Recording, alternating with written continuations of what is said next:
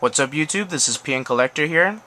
I'm going to go over some of the few cards in Starstrike Blast that are going to be making a new difference for the Quickdraw Dandy Warrior, just Quickdraw general in mind. And a lot of people have been asking me, what will I do, what will I add with the new cards being introduced. First off, I'll explain pretty much what the new cards will do for the entire deck and what they'll do actually for the game itself, and kind of give an example of my thoughts and opinions based on it. First off, one of the cards I'll talk about first is Tuning. Tuning is a normal spell card that allows you to search your deck for any Synchron monster that is a tuner. So, starting off, we have a few of the ready base Synchrons already introduced. We have Changer Synchron, Turbo Synchron, Nitro Synchron, Fluere Synchron, Drill Synchron, Junk Synchron, Hyper Synchron, and Road Synchron with Quickdraw Synchron, of course.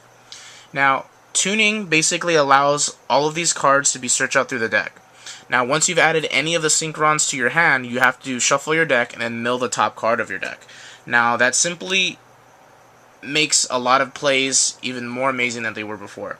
I mean, if you mill a Dandelion, you mill a Volcanic Shell, you mill, like, with Spore, Glow Up Bolt, there's open potentials with that. And I see the card to be really, really, really useful. But the only problem I have with it, though, is that I see this deck not supporting itself from that card. I don't see that Quickdraw Dandy Warrior can really benefit from it as much as people want it to be. I mean, if anything, I would run it as a one-of in the deck, but for the most part, how I see, especially Quickdraw Synchron, is a surprise factor.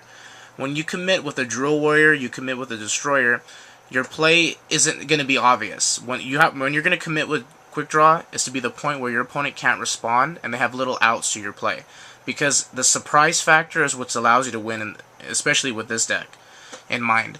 And as of right now, that's why I see Tuning to be in a separate deck, a separate entity with itself, especially combined with Synchron Explorer. I mean, what the deck lacked before was the ability to get them into the graveyard, or the ability just to have them in the graveyard to begin with, like searching from your hand, anything. Now, with that Tuning, combined with all the monsters, the Synchrons that you have utility for, Synchron Explorer could actually be played even more in its own deck variant. I mean, if you combine Reinforcements in the Army with 3 tunings, you have about 4 cards that can search out Junk Synchron. And that's amazing in of itself, because Junk Synchron was already used before, but now it could have even more utility. And that's why I see that Tuning could be a good possibility to have its own deck type, especially if the way that the deck can be designed, it can be a lot of different ways, especially using any of the other Synchrons, because all of them, for the most part, are useful. Maybe minus Nitro, because his effect is too conditional. But everyone else can find a home in their own spot. You just have to kind of look deeper into the game. And then one of the newer things that we're getting right now, Glow Up Bulb.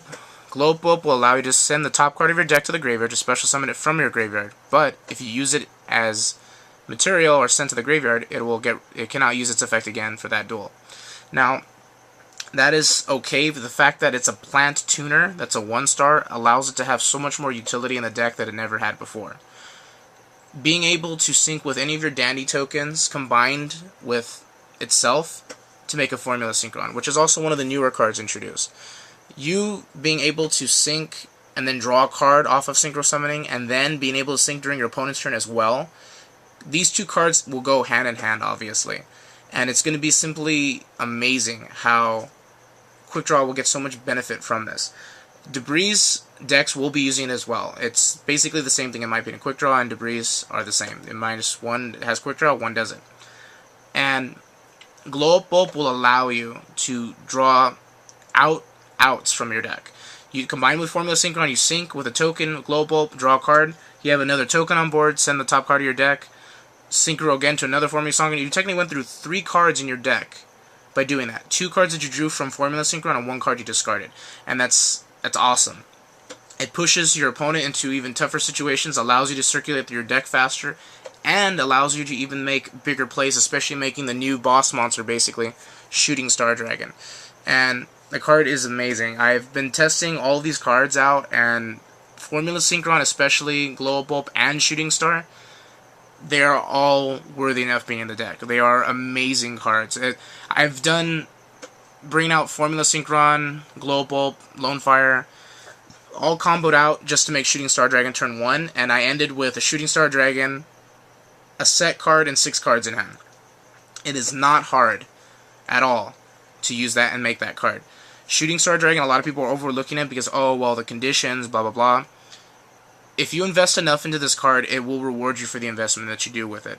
Especially if you combined himself with cards like Decree, Effect Veiler, that allows him to have more protection and guarantee that, especially if they drop a Bryonac, you don't have to worry about it. And I see just a one of him for sure, of Shooting Star Dragon. As far as Formula Synchron goes, I haven't decided on a number yet. I want to say 2. I also want to say 1. I won't run 3. 3 would be too much, but I see 2 to 1. I really kind of want 2 because I've had situations where double syncing into him has been very beneficial, and then I've had at times where I only really needed 1 because I averaged it. But for the most part, though, these 3 cards will be a major contribution to this deck. It will allow them to control the board even more and make bigger pushes or plays that they never had before. And that's one thing the deck was lacking, especially, was something to get over certain threats, especially against Lightsworn, because Shooting Star Dragon is amazing against Lightsworn. They have no real outs unless they commit 2 to 3 cards against it, which pretty much for the most part you have to do to get rid of him. Now, the last card, it's not from Starstrike Blast, of course, but it's one of the newer release cards, and I've been asked about this too, was Chevalier de la Fleur. Now, she recently just came out of the Tag Force PSP game, which is pretty hard to find right now, but if you have them, good. I know she still holds like a $30 value, though, just by herself, but I don't see her to be that necessary in the Quickdraw deck itself.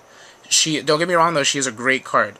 The only thing how I feel about it is that she's meant to, like I said, especially with tuning, to be a separate entity in a separate deck type. She's a great card, though.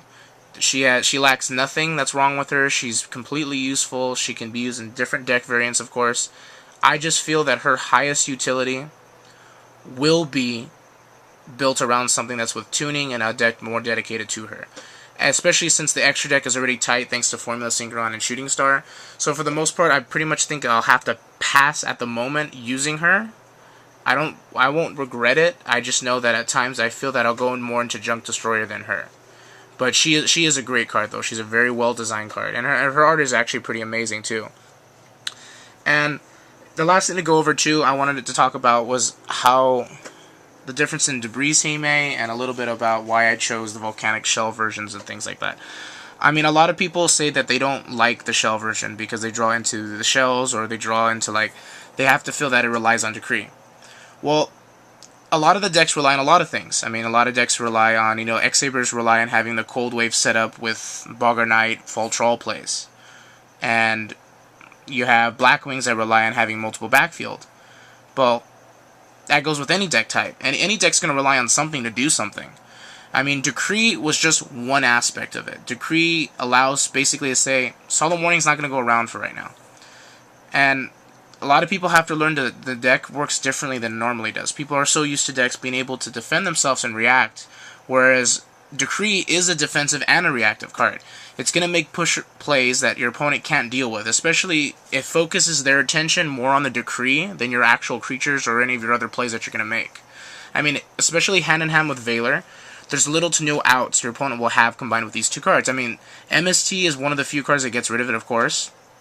But if you combine that with Titanial, or if you even have, like I said, the Veiler on the board, or even Stardust or Shooting Star, they have no out against it. It's just going to sit there and become more of an inconvenience, especially when your opponent draws more trap cards. And Shell, even if you do draw more, it's the fact that it circulates through your deck. And with the new cards contributing more through drawing and being able to discard and searching, I feel that Shell will become one of more stronger plays, especially combined with 1-for-1 and Glow Up Bulb. 1-for-1 will make the deck even more useful, and I do want to run 1-for-1. I haven't tested it completely in the deck. I've tested with and without it. I've liked it with it. I didn't really bother without it, and that's why I'm passing over on tuning, is because the monster count needs to be high, and the spell and traps kind of has to be low to benefit from it. But at the most part, though, I hope you guys have fun for the sneak preview. This is kind of a short example, I know. I'm going to go more into detail about other cards as they go with the set. But, this is just to let you guys know what my thoughts are on it right now, and I am looking towards a lot of plays with this deck. I'm really looking forward to all the cards. So, if you guys, remember, rate, comment, subscribe, guys, and this is being Collected, signing out.